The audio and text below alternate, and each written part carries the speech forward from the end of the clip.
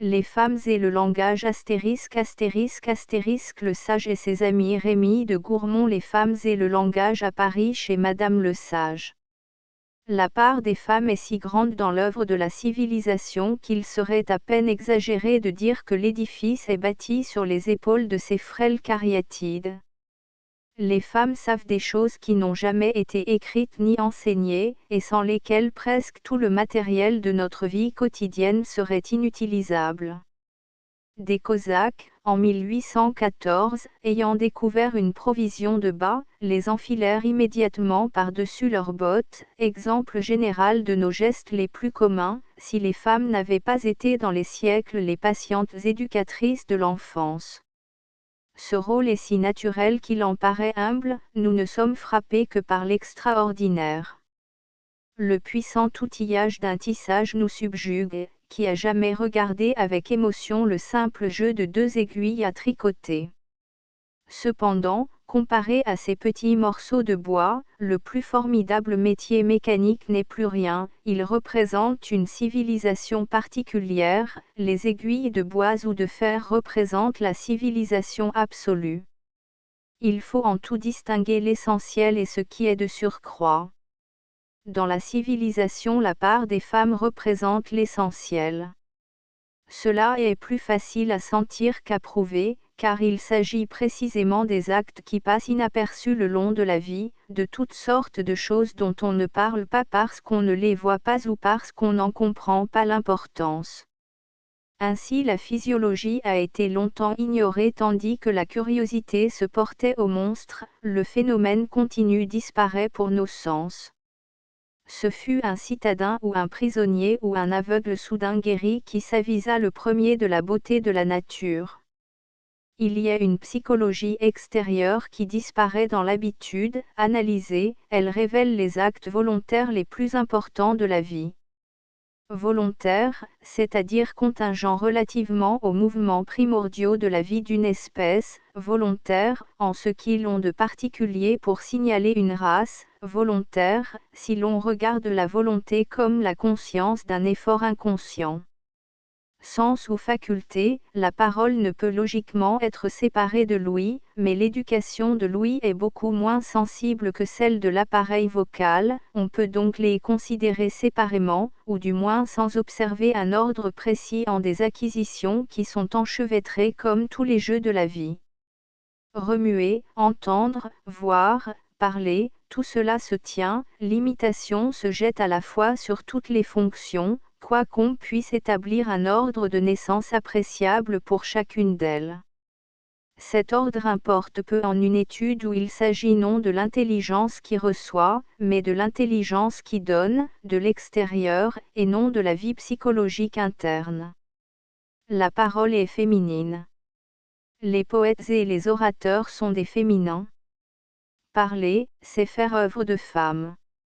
La femme, parce qu'elle parle comme chante un oiseau, est seule capable d'enseigner le langage quand l'enfant tente d'imiter les sons qu'il a entendus, la femme est là qui le regarde, lui sourit et l'encourage, il s'établit un contrat muet de travail entre ces deux êtres, et que de patience chez celui qui sait pour guider celui qui essaie. Les premiers mots que prononce un enfant ne correspondent dans son esprit à aucun objet, à aucune sensation, l'enfant, à ce moment de sa vie, est un perroquet, et rien de plus. Il imite, il parle parce qu'il entend parler. Si on se taisait autour de lui, la parole resterait figée dans son cerveau. De là l'importance du babillage de la femme, importance bien supérieure à celle des plus beaux poèmes et des philosophies les plus profondes. La fonction qui fait de l'homme un homme est l'œuvre particulière de la femme, un enfant élevé par une femme et très bavarde est plutôt formé à la parole et par conséquent à la conscience psychologique, aux soins d'un homme taciturne, le même enfant se développerait très lentement et si lentement peut-être qu'il n'atteindrait jamais la limite de son intelligence pratique. S'il était possible d'assigner au langage une origine, on dirait qu'il fut la création de la femme. Mais le secret de toutes les origines nous échappera éternellement. Les oiseaux chantent, le chien aboie, l'homme parle. On ne se figure pas mieux un homme muet qu'un chien muet, qu'un pinson muet. Et si ces espèces jadis ont vécu sans voix, on ne comprend pas bien pourquoi elles auraient acquis un organe dont se passent fort bien d'autres animaux, et même les oiseaux de terres australes. Si le langage s'apprenait ou se gagnait, si, pour en retrouver les premiers rudiments, les célèbres racines, il suffisait d'atteindre la mer commune du latin et du sanskrit, du grec et du saxon, on ne voit pas bien pourquoi le chien ne converse pas avec son maître autrement que par la queue, les yeux, des jappements. Mais le chien ne parlera jamais, parce que le génie d'une espèce animale est déterminé aussi rigoureusement que la forme des espèces cristalliques. Que la plus ancienne langue fût composée de 5 ou 600 monosyllabes correspondant à autant d'idées générales, c'est une opinion maintenant sans valeur, mais qui eut de la force, elle supporta plusieurs constructions dont l'extravagance ne fut pas d'abord évidente. Cependant on n'avait jamais observé en aucune langue réelle quelque chose comme un réservoir même inconscient de racines. Les mots naissent les uns des autres par dérivation, venant au monde tantôt plus long, tantôt plus court que le mot premier. Cette dérivation est toujours dominée par un sens concret, réel et vivant. Aucun homme, s'il n'a fait des études spéciales qui lui aient gâté l'esprit, n'a le sens des racines. Les ba, bi, bo, bu des alphabets, voilà autant de racines, d'après la théorie, mais, à chacun de ces sons, une série de significations parentes n'est pas dévolue, ils peuvent, et dans la même langue, les assumer toutes au hasard, ou selon une logique dont les lois sont indéterminables. Ce qu'il y a de primitif dans le discours, ce n'est pas le mot, mais la phrase. La phrase parlée de l'homme est instinctive, comme la phrase chantée de l'oiseau, comme la phrase jappée du chien.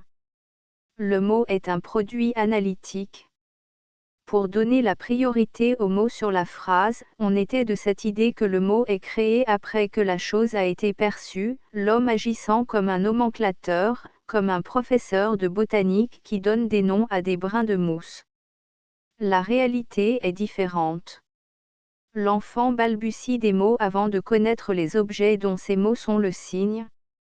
Il est possible que l'homme ait parlé jacassé très longtemps avant que s'établît dans son esprit une relation fixe entre les choses et les sons familiers sortis de sa bouche.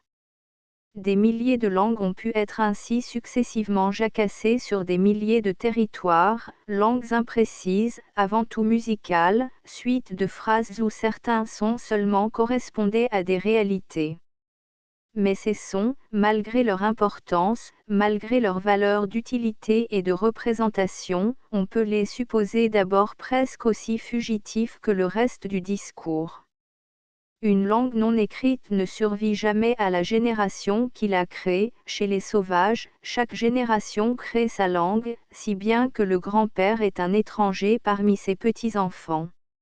Si l'on admet ce jacassement primitif, on admettra volontiers que la femme a dû y prendre une grande part, en même temps qu'elle excitait par ses rires et par son attention la verve des mâles. La femme est peu capable d'innovation verbale, nulle jamais parmi celles qui furent tout de même de bons écrivains, ne se créa une langue dans le sens où l'on dit cela de Ronsard, de Montaigne, de Chateaubriand ou de Victor Hugo, mais elle redit bien, et souvent mieux qu'un homme, ce qui fut dit avant elle. Née pour conserver, elle s'acquitte de son rôle en perfection. Elle rallume éternellement et sans se lasser à la torche qui va mourir une torche nouvelle et toute pareille. C'est entre les mains des femmes que brillent les lampadae vitae, danseuses du ballet de la vie ou vestales mélancoliques au fond des caves.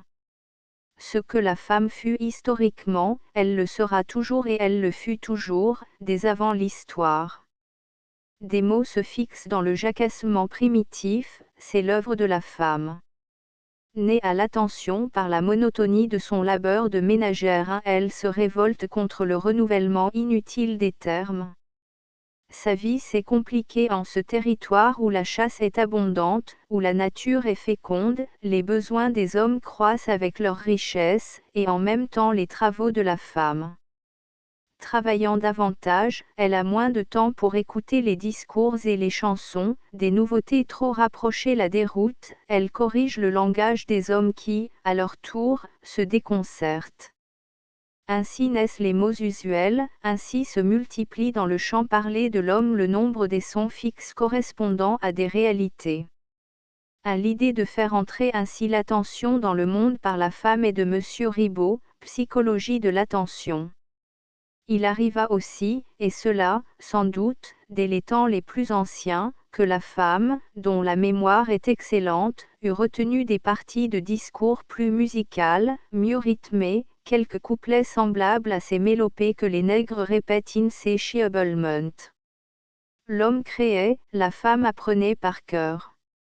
Si un pays civilisé parvenait un jour à cet état d'esprit où toute nouveauté est aussitôt accueillie et intronisée à la place des idées et des rouages traditionnels, si le passé cédait constamment devant l'avenir, après quelque temps de curieuse frénésie, on verrait les hommes tomber dans cette hébétude du touriste qui ne regarde jamais deux fois les mêmes figures. Pour se ressaisir, il devrait se retirer dans une vie tout animale, et la civilisation périrait. Une pareille fin semble avoir atteint d'anciens peuples, si pressés de renouveler leur plaisir que leur passage n'a laissé que des traces hypothétiques. C'est l'excès d'activité, bien plus que la torpeur, qui a conduit au dépérissement beaucoup de civilisations asiatiques. Partout où la femme n'a pu intervenir ou opposer l'influence de sa passivité à l'arrogance des jeunes mâles, la race s'est épuisée en essais fugitifs. On peut donc être sûr que là où s'est organisée une civilisation durable, la femme en fut la pierre angulaire. Se levant, comme récitatrice, devant le Créateur, la femme fonde un répertoire, une bibliothèque, des archives. Le premier cahier de chansons, ce fut la mémoire d'une femme, et ainsi du premier recueil de contes, de la première liasse de documents. Cependant l'invention de l'écriture vint, comme successivement tous les progrès, diminuer l'importance archiviste de la femme. Tout ce qui parut digne de mémoire étant fixé par des signes sur des matières durables, la femme se donna le souci et le plaisir de faire vivre ce que les hommes condamnaient à l'oubli. Elle s'est acquittée de sa tâche avec une fidélité que la matière a presque toujours trahie, et c'est ainsi que des contes qui ne furent jamais écrits, et qui remontent assurément aux temps les plus lointains sont venus jusqu'à nous. Les femmes qui s'en étaient amusées, petites, en amusèrent leurs enfants. Malgré les efforts de la pédagogie rationnelle qui voudrait bien substituer au Petit Pousset, l'histoire de la Révolution ou celle de la fondation de l'Empire allemand, c'est avec le conte bleu ou rouge, d'amour ou de sang, que les mères continuent d'endormir les enfants sages. Or, il s'est trouvé que cette littérature orale, dont les thèmes dépassent en nombre ceux de la littérature écrite, était de la plus grande beauté et par conséquent d'une importance suprême. On doit la sauveté presque intégrale de ce trésor au génie conservateur de la femme. Elle garde aussi les chansons, les musiques, et les danses qui s'y joignent, dont l'homme se détache à l'âge même où il quitte la jeunesse. Pour lui, ce sont des futilités, et il n'y songe plus. Pour la femme, ce sont des moyens de plaire, et elle y songe toujours, et sans espérance, elle s'y rejette pour revivre les félicités passées. Les vieilles femmes prolongent ainsi la jeunesse de leur cœur.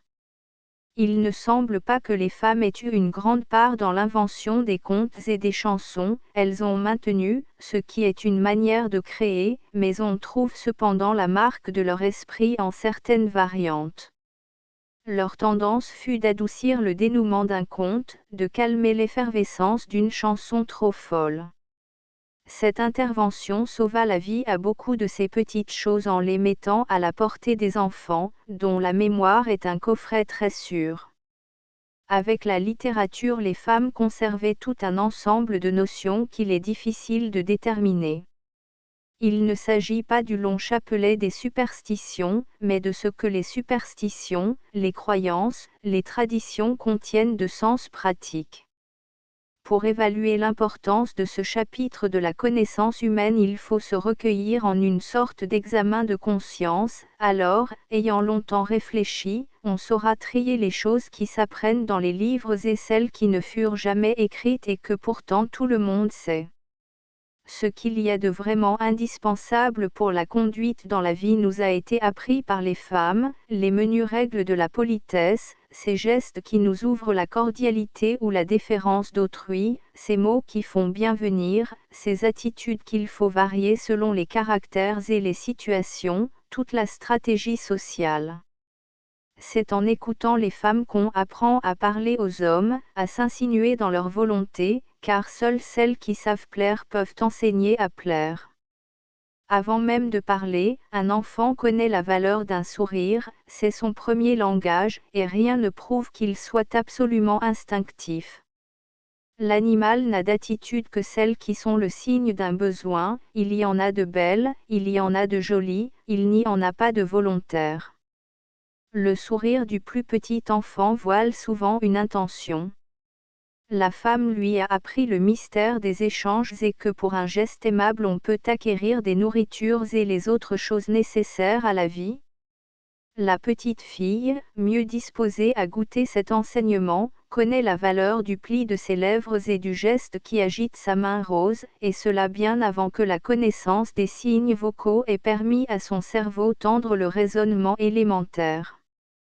C'est donc chez elle l'imitation pure, mais l'acte est favorisé par le souvenir du but déjà atteint aux premiers essais, et il y a là un exemple très curieux et très obscur d'un effet déterminant sa cause dans l'inconscience physiologique. Les femmes n'ayant guère dans la vie que des relations passionnelles, ces jeux très primitifs restent le fond de leur tactique sociale. Les hommes, à mesure qu'ils vivent, sentent le besoin de compliquer cette science élémentaire, mais elle leur demeure toujours une ressource suprême, attendrir son vainqueur, lui plaire, tel est le dernier argument du vaincu. Toute la mimique est l'œuvre des femmes. Même silencieuse, une femme parle encore, et souvent avec une sincérité que n'ont pas ses paroles, même immobile, elle parle encore et souvent avec plus d'éloquence que par des mots ou des gestes.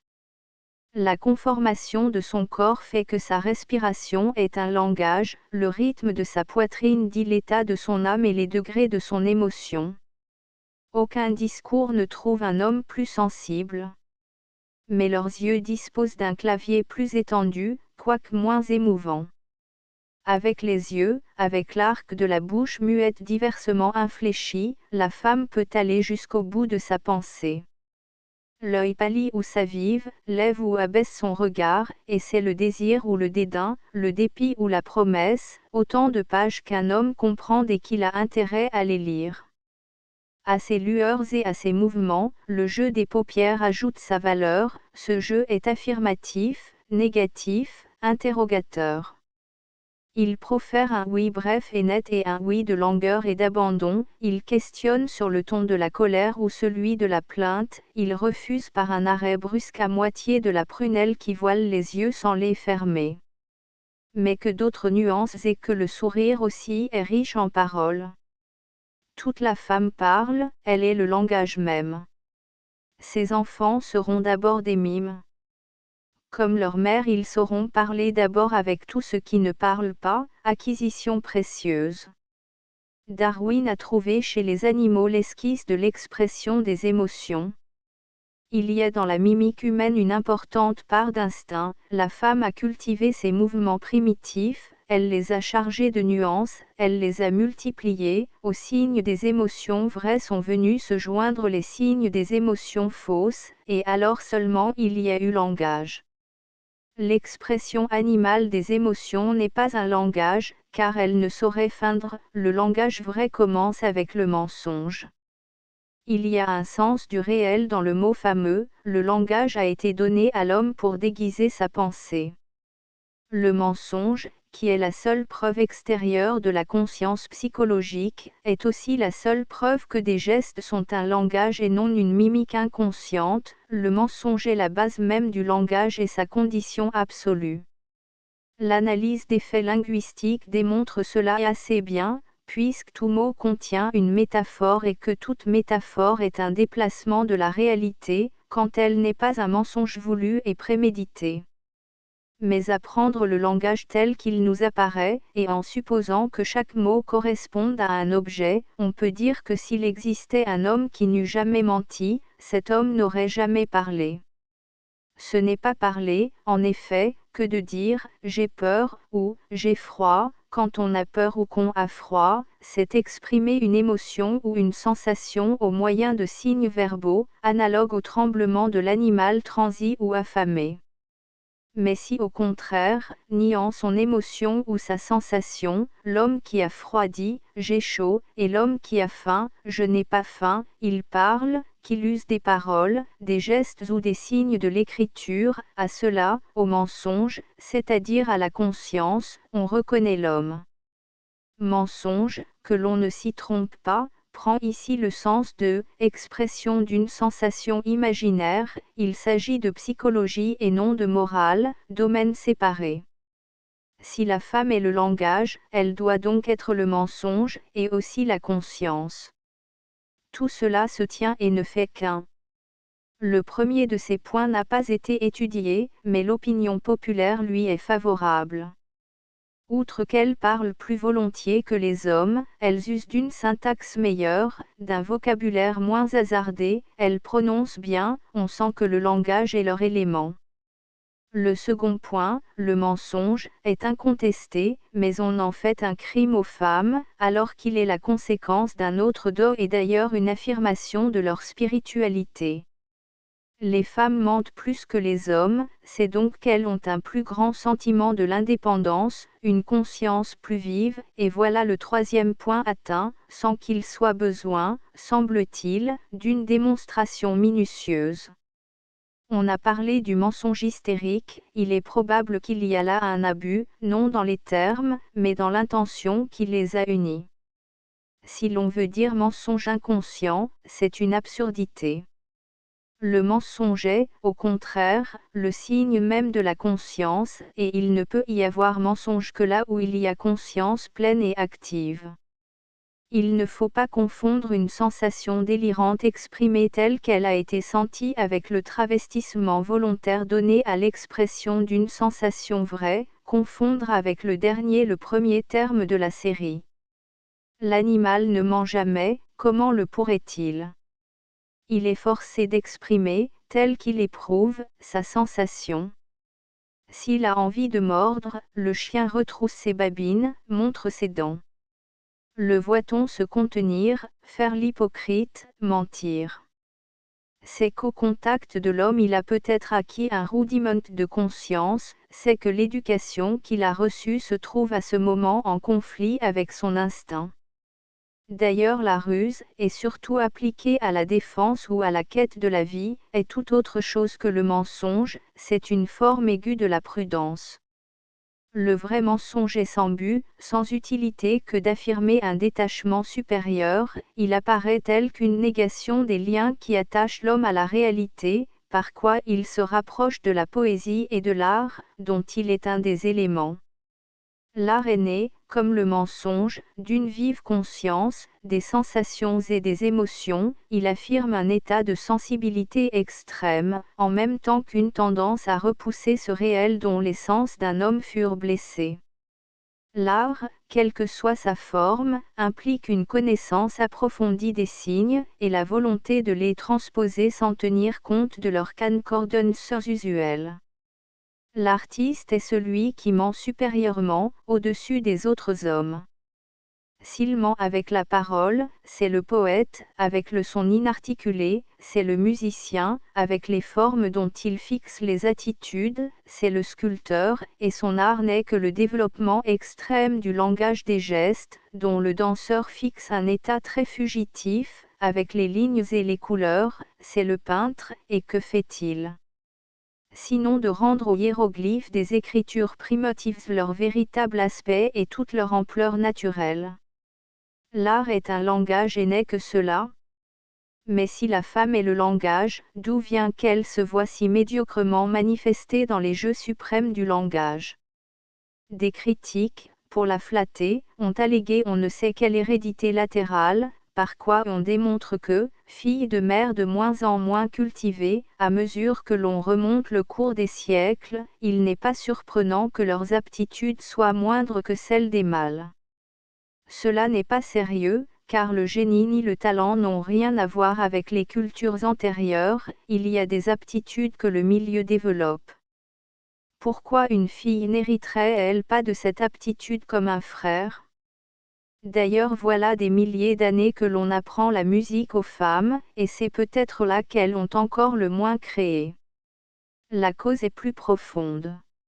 La femme est le langage mais le langage élémentaire, le langage utile, son rôle n'est pas de créer, mais de conserver. Elle s'en acquitte à merveille. Elle ne crée ni les poèmes ni les statues, mais elle crée les créateurs des poèmes et des statues, elle leur enseigne le langage, qui est la condition de leur science, le mensonge, qui est la condition de leur art, la conscience, qui leur donne le génie. Quand l'enfant, vers 6 ou 7 ans, sort des mains de la femme, l'homme est fait.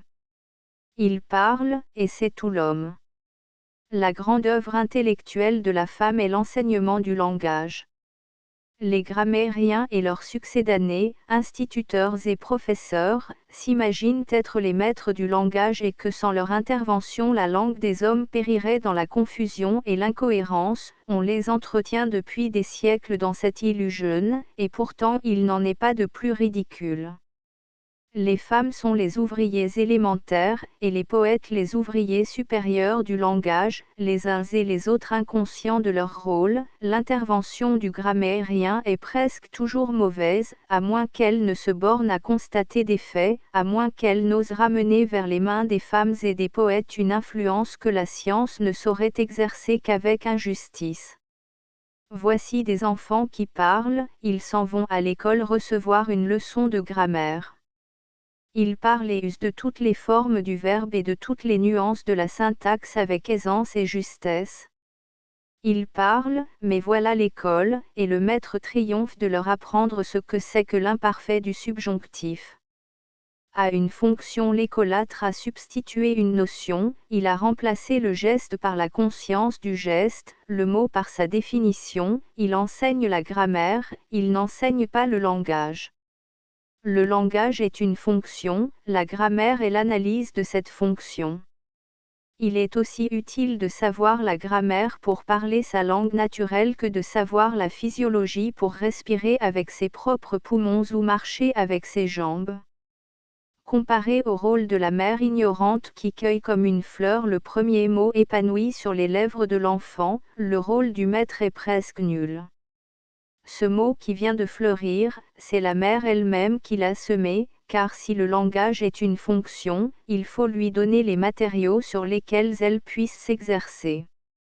Le bavardage futile d'une femme, si peu différent de celui de la petite fille qui parle à sa poupée, voilà la première leçon de l'enfant et celle qui en importance dépasse toutes les autres, autant de mots, autant de graines qui vont germer, pousser, fructifier dans le jeune cerveau. Sans cette semence sans cesse jetée à la volée, la fonction linguistique de l'enfant resterait inerte et il ne sortirait de ses lèvres que des sons vagues et peut-être inarticulés. On s'est demandé parfois quelle langue parleraient des enfants élevés ensemble hors de portée de la voix humaine. Ils n'en parleraient peut-être aucune. C'est une question que nul ne peut résoudre. En tout cas, il ne parlerait qu'une langue rudimentaire, c'est-à-dire trop sèche, variable et entièrement inconnue, car il n'y a pas plus de racines innées que d'idées innées. L'enfant ne crée pas sa langue, encore moins il ne secrète pas sa langue, il l'apprend. Il parle selon qu'on parle autour de son berceau, il est phonographe d'abord et aussi mécaniquement que l'instrument même. Avant de pouvoir situer les signes vocaux au-dessus des objets, il les possède en grand nombre, mais en confusion, en vrac. Ensuite il apprendra à utiliser cette richesse, comme il connaît d'une part les mots et d'autre part les objets, l'opération qui va les réunir dans sa mémoire lui sera des plus faciles et des plus naturelles. La femme dirige cette répartition avec joie, et elle s'admire en admirant les progrès de l'enfant, elle croit que la double acquisition du mot et de l'objet se fait intégralement à son ordre, et cela lui donne de l'orgueil. Ainsi l'ignorance du mécanisme physiologique de l'enfant assure le succès de l'éducatrice. Ce langage que l'enfant tient tout entier de la femme, c'est en son honneur que plus tard il l'exercera volontiers comme poète, conteur, philosophe, théologien ou moraliste, comme créateur de valeurs selon l'expression très forte de Nietzsche. La plus grande partie de la littérature est l'œuvre indirecte de la femme, faite pour elle, pour lui plaire ou la piquer, pour l'exalter ou la dénigrer, toucher son cœur, idéaliser ou maudire sa beauté et son amour. Il a fallu que les deux sexes fussent aussi profondément dissemblables, aussi étrangers, aussi opposés, pour que l'un se soit fait l'adorateur de l'autre. Avec la parité des goûts, des besoins, des désirs, les différences corporelles n'eussent pas suffi ni le commandement de l'espèce. L'humanité ne pouvait se perpétuer sans l'amour, et l'amour eût été impossible sans les divergences radicales qui font que l'homme et la femme sont deux mondes l'un à l'autre impénétrables. On ne peut adorer que l'inconnu, il n'y a plus de religion là où il n'y a plus de mystère. La femme inconnue fut adorée par l'homme naturellement religieux. Dans toutes les sociétés, tant qu'elle est jeune et belle, la femme, et même esclave, est la maîtresse de la civilisation. Les poètes que sa grâce a inspirés augmentent cette suprématie en faisant d'elle l'objet de leurs chants, et la poésie, qui ne voulait d'abord que dire les joies de la possession ou les affres du désir, achève son évolution en créant l'amour. Car l'amour, avec tout ce que contient ce mot, de sentiment, de passion, de rêve, de bonheur, de larmes, est bien une création verbale et l'œuvre même de l'imagination des artistes du langage. C'est dans les poèmes, les contes, les récits traditionnels, que l'homme vulgaire, enclin à la seule jouissance, a appris à aimer, à augmenter jusqu'à l'infini des joies médiocres et des chagrins futiles. Répétons ici le mot de Nietzsche, le poète a été le créateur des valeurs sentimentales. Mais, presque aussitôt créées, elles lui ont échappé, s'emparant de ces valeurs nouvelles, la femme les a transformées en instruments de règne, elle accueillit avec simplicité les fruits du langage, son œuvre. Comment l'amour évolua sous cette domination et tous les bienfaits qui en ont été la conséquence, ce serait un long chapitre de l'histoire de la civilisation. Il a été tiré de cet ouvrage, le 9e de la collection, Le Sage et ses amis, 20 exemplaires sur papier du Japon, numérotés 1 à 20. 20 exemplaires sur papier Roma jaune de Naples numérotés 21 à 40. 210 exemplaires sur papier Madagascar des papeteries Navarre, numérotés 41 à 250. Il a été tiré, en outre, 75 exemplaires sur papier Roma jaune paille, numérotés en chiffres romains IALXXV, réservés à Monsieur Édouard Champion, pour la Société des médecins bibliophiles et les bibliophiles du Palais. Cet exemplaire porte le nom ***************************** End of the Project Gutenberg e-book Les femmes et le langage ****** updated editions will replace the previous one. The all editions will be renamed. Creating the works from print editions not protected by US copyright law means that no one owns the United States copyright in these works, so the Foundation, and you, can copy and distribute it in the United States without permission and without paying copyright royalty. Special rule, set forth in the general terms of use part of this license, apply to copying and distributing Project Gutenberg symbol marque commercial electronic works to protect the Project Gutenberg symbol marque commercial concept and trademark. Project Gutenberg is a registered trademark, and may not be used if you charge for an e-book, except by following the terms of the trademark license, including paying royalty for use of the Project Gutenberg trademark. If you do not charge anything for copy of this ebook, complying with the trademark license is very easy. You may use this ebook for nearly any purpose such as creation of derivative works, report, performance and research. Project Gutenberg ebooks may be modified and printed and given away. You may do practically anything in the United States with ebooks not protected by US copyright law. Redistribution is subject to the trademark license, especially commercial redistribution. Start, full license. The full Project Gutenberg license. Please read this before you distribute or use this work to protect the Project Gutenberg symbol marque commercial mission of promoting the free distribution of electronic works, by using or distributing this work, or any other work associated in any way with the phrase Project Gutenberg. You agree to comply with all the terms of the full Project Gutenberg symbol marque commercial license available with this file or online at www.gutenberg.org/licence. Section 1. General Terms of Use and Redistributing Project Gutenberg symbol marque commercial electronic works. 1.a By reading or using any part of this Project Gutenberg symbol marque commercial electronic work, you indicate that you have read, understand, agree to and accept all the terms of this license and intellectual property, trademark/copyright, agreement. If you do not agree to abide by all the terms of this agreement, you must cease using and return or destroy all copy of Project Gutenberg symbol marque commercial electronic works in your possession. If you paid a fee for obtaining a copy of or access to a Project Gutenberg symbol marque commercial electronic work and you do not agree to be bound by the terms of this agreement, you may obtain a refund from the person or entity to whom you paid the fee as set forth in paragraph 1.e.8. 1.b Project Gutenberg is a registered trademark. It may only be used on or associated in any way with an electronic work by people who agree to be bound by the terms of this agreement. There are a few things that you can do with most Project Gutenberg symbol marque commercial electronic works even without complying with the full terms of this agreement. See paragraph 1.c below. There are a lot of things you can do with Project Gutenberg symbol marque commercial electronic works if you follow the terms of this agreement and help preserve free future access to Project Gutenberg symbol marque commercial electronic works.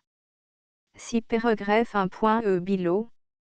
1.c The Project Gutenberg Literary Archive Foundation, the Foundation or PGLAF, owns a compilation copyright in the collection of Project Gutenberg symbol marque commercial electronic works.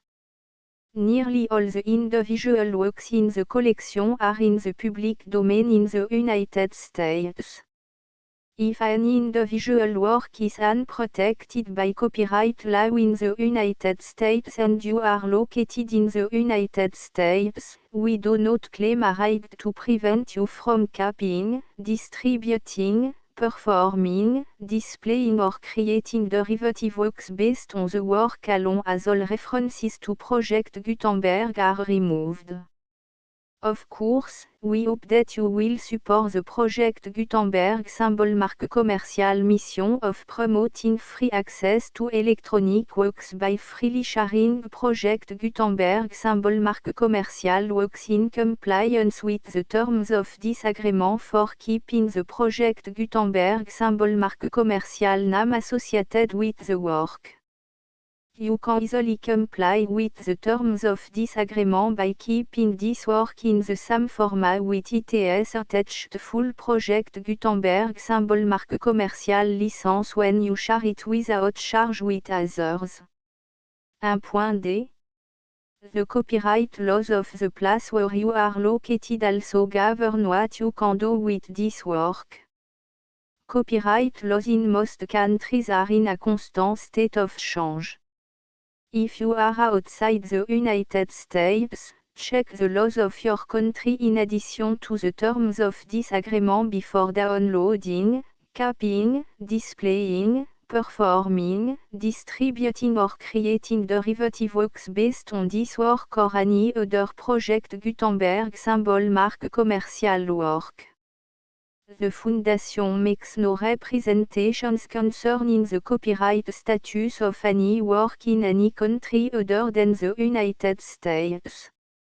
Unless you have removed all references to Project Gutenberg. 1.1.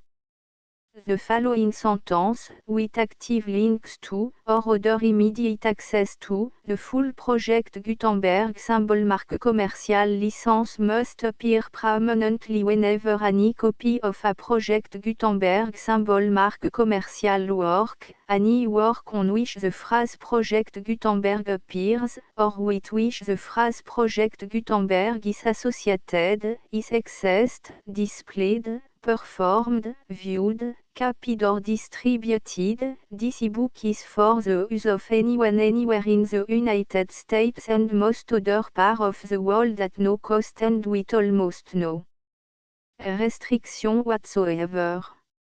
You may copy it, give it away or reuse it under the terms of the Project Gutenberg license included with this ebook or online at www.gutenberg.org. If you are not located in the United States, you will have to check the laws of the country where you are located before using this ebook. 1.E.2.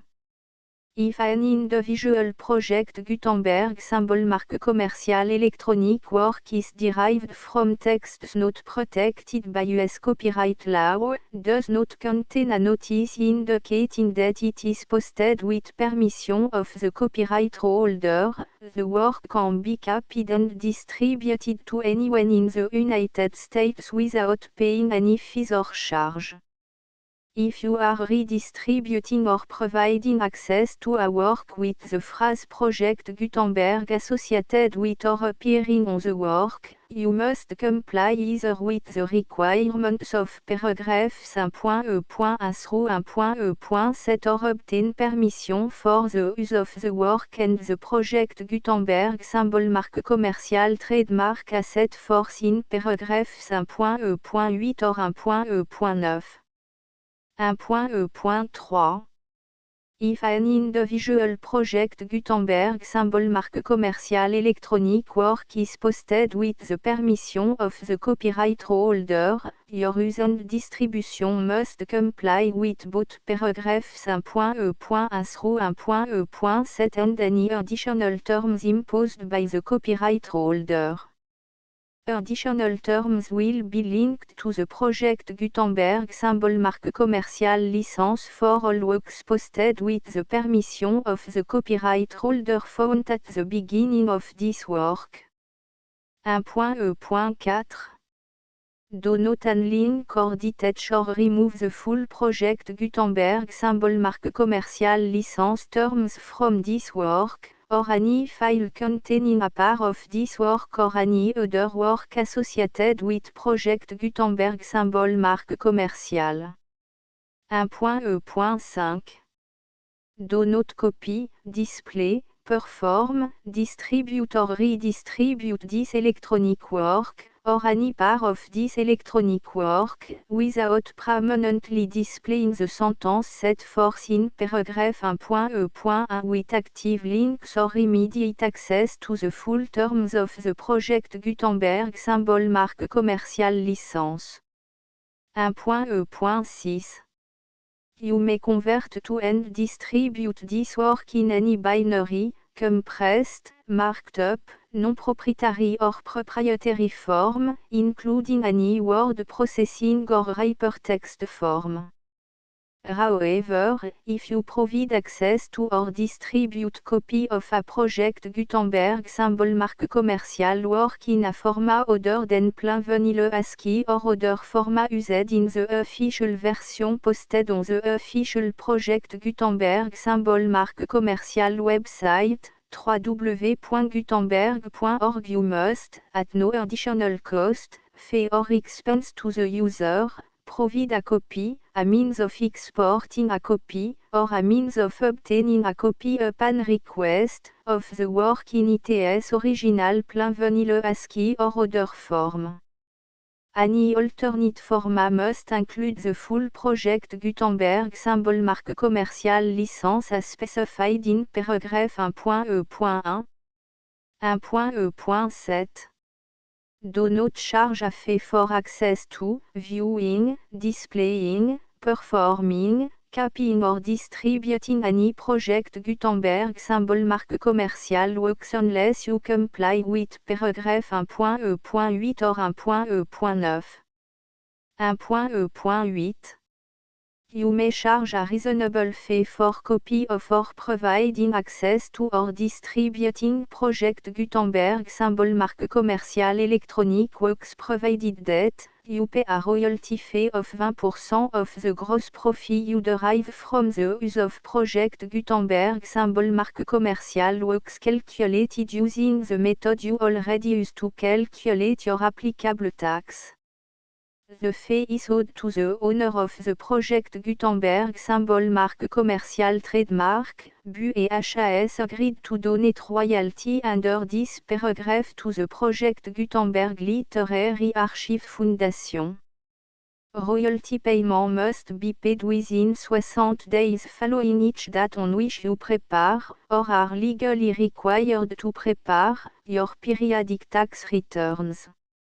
Royalty payment should be clearly marked assumptions to the project Gutenberg Literary Archive Foundation at the address specified in section 4, information about donation to the project Gutenberg Literary Archive Foundation.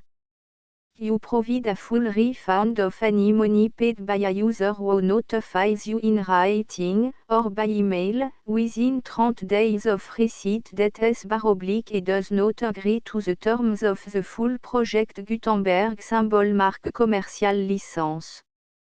You must require such a user to return or destroy all copy of the works possessed in a physical medium and discontinue all use of and all access to other copy of project Gutenberg symbol marque commerciale works. You provide, in accordance with paragraph 1.f.3, a full refund of any money paid for a work or a replacement copy, if a defect in the electronic work is discovered and reported to you within 90 days of receipt of the work. You comply with all other terms of this agreement for free distribution of project Gutenberg symbol marque commerciale works. 1.e.9.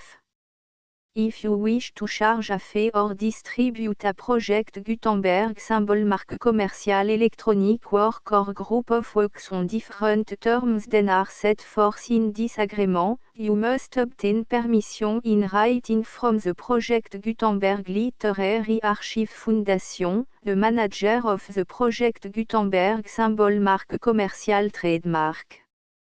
Contact the Foundation as set forth in section 3 below. 1.f.1.f.1 Project Gutenberg volunteers and employees expend considerable effort to identify, do copyright research on, transcribe and proofread works not protected by US copyright law in creating the project Gutenberg symbol marque commerciale collection. Despite these efforts, Project Gutenberg symbol marque commerciale electronic works, and the medium on which they may be stored, may contain defects such as, but not limited to, incomplete, inaccurate or corrupt data, transcription errors, a copyright or other intellectual property infringement, a defective or damaged disk or other medium, a computer virus, or computer code that damage or cannot be read by your equipment. 1.f.2 Limited warranty, disclaimer of damage, except for the right of replacement or refund described in paragraph 1.f.3, the project Gutenberg Literary Archive Foundation, the owner of the project Gutenberg symbol mark commercial trademark, and any other party distributing a project Gutenberg symbol mark commercial electronic work under this agreement, disclaim all liability to you for damages, costs and expenses, including legal fees. You agree that you have no remedy for negligence, strict liability, breach of warranty or breach of contract except those provided in paragraph 1.f.3. You agree that the Foundation, the trademark owner, and any distributor under this agreement will not be liable to you for actual, direct, indirect, consequential, punitive or incidental damages even if you give notice of the possibility of such damage. 1.f.3 Limited right of replacement or refund, if you discover a defect in this electronic work within 90 days of receiving it, you can receive a refund of the money, if any, you paid for it by sending a written explanation to the person you received the work from. If you received the work on a physical medium, you must return the medium with your written explanation. The person or entity that provided you with the defective work may elect to provide a replacement copy in lieu of a refund. If you received the work electronically, the person or entity providing it to you may choose to give you a second opportunity to receive the work electronically in lieu of a refund. If the second copy is also defective, you may demand a refund in writing without further opportunities to fix the problem. 1.f.4 Except for the limited right of replacement or refund set forth in paragraph 1.f.3, this work is provided to you as, with no other warranties of any kind, express or imply, including but not limited to warranties of merchantability or fitness for any purpose. 1.f.5 Some states do not allow disclaimers of certain implied warranties or the exclusion or limitation of certain type of damages. If any disclaimer or limitation set forth in this agreement violates the law of the state applicable to this agreement, the agreement shall be interpreted to make the maximum disclaimer or limitation permitted by the applicable state law. The invalidity or unenforceability of any provision of this agreement shall not void the remaining provision. 1.f.6 Indemnity, you agree to indemnify and hold the Foundation, the trademark owner, any agent or employee of the Foundation, anyone providing copy of Project Gutenberg symbol mark commercial electronic works in accordance with this agreement, and any volunteers associated with the production, promotion and distribution of Project Gutenberg symbol mark commercial electronic works, harmless from all liability, costs and expenses, including legal fees, that arise directly or indirectly from any of the following which you do or cause to occur. A. Distribution of this or any Project Gutenberg symbol mark commercial work. B. Alteration, modification, or addition or deletions to any Project Gutenberg symbol mark commercial work. And C. Any defective cause. Section 2. Information about the mission of Project Gutenberg symbol mark commercial. Project Gutenberg symbol mark commercial is synonymous with the free distribution of electronic works in format readable by the widest variety of computers including obsolete, old, middle-aged and new computers. It exists because of the effort of hundreds of volunteers and donations from people in all walks of life. Volunteers and financial support to provide volunteers with the assistance they need are critical to reaching Project Gutenberg symbol marque commerciales goals and ensuring that the Project Gutenberg symbol marque commercial collection will remain freely available for generations to come. In 2001, the Project Gutenberg Literary Archive Foundation was created to provide a secure and permanent future for Project Gutenberg symbol marque commercial and future generations. To learn more about the Project Gutenberg Literary Archive Foundation and how your efforts and donations can help, see section 3 and 4 and the Foundation information page at www.gutenberg.org. Section 3. Information about the Project Gutenberg Literary Archive Foundation. The Project Gutenberg Literary Archive Foundation is a non-profit 501, c3, educational corporation organized under the laws of the state of Mississippi and granted tax-exempt status by the Internal Revenue Service. The Foundation SEIN or Federal Tax Identification Number is 64 à 6 221 541. Contribution to the Project Gutenberg Literary Archive Foundation are tax deductible to the full extent permitted by U.S. federal laws and your state's laws. The Foundation's business office is located at 809 North 1500 West, Salt Lake City, U84 116, 801 596 à 1887. Email contact links and up-to-date contact information can be found at the Foundation's website and official page at www.gutenberg.org/contact section 4. Information about donation to the Project Gutenberg Literary Archive Foundation. Project Gutenberg symbol marque commercial depends upon and cannot survive without widespread public support and donation to carry out its mission of increasing the number of public domain and licensed works that can be freely distributed in machine-readable form accessible by the widest array of equipment including outdated equipment. Many small donations, $1 to $5,000, are particularly important to maintaining tax-exempt status with the IRS. The Foundation is committed to complying with the laws regulating charities and charitable donations in all 50 states of the United States. Compliance requirements are not uniform and it takes a considerable effort, much paperwork and money fees to meet and keep up with these requirements. We do not solicit donations in locations where we have not received written confirmation of compliance. To send donation or determine the status of compliance for any particular state, visit www.gutenberg.org/donate.